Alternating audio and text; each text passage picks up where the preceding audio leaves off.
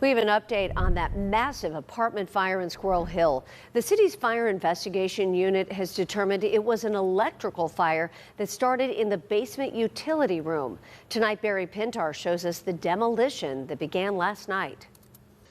It is the week after a massive fire destroyed this apartment building, and now we're left with some major issues. Number one, incredible unanswered questions about what's next.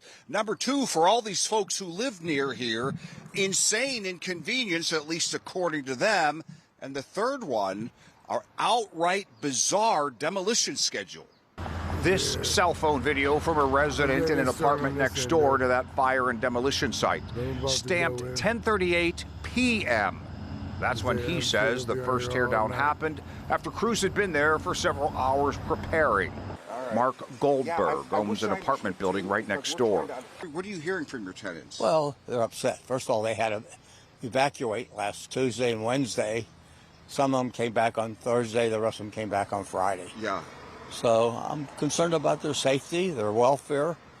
I have good tenants. There is no shortage of unanswered questions by those affected by this disaster. Questions and inconveniences. Now we have no hot water and we have no gas. We were just allowed back in the building 2 days ago, but we're told to stay on notice for further changes. Bottom line, for tenants of the burnt building, neighboring tenants, even owners of nearby apartments, they want to know how long this is going to take. Have they told you how long or anything? No, haven't heard anything. We set out to get those answers today, so let's talk about them while we get these images from KDKA's drone team. First, demolition will be done at what they call off-peak hours. I spoke with Tim Schaff, owner of Schaff Excavating Contractors, Inc., a company hired by the building's owner, but also has worked with the city of Pittsburgh for 30 years. Demo will happen at night, all for safety reasons. Debris, dust, pedestrians, passing vehicles. Schaff says safety is always the #1 priority. Next, as for how long, we'll plan on about a week of off-peak hours in teardown, then about 10 days of takeaway. Takeaway can happen during daylight hours.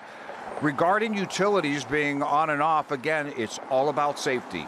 That will happen periodically as the teardown portion continues. And now to add one other level to everything going on, you'll see some people walking behind me here. They are actually from insurance companies. So once we get those questions, now there's that issue that these folks and these neighbors will have to deal with. Reporting in Squirrel Hill, Barry Pintar, KDKA-TV News.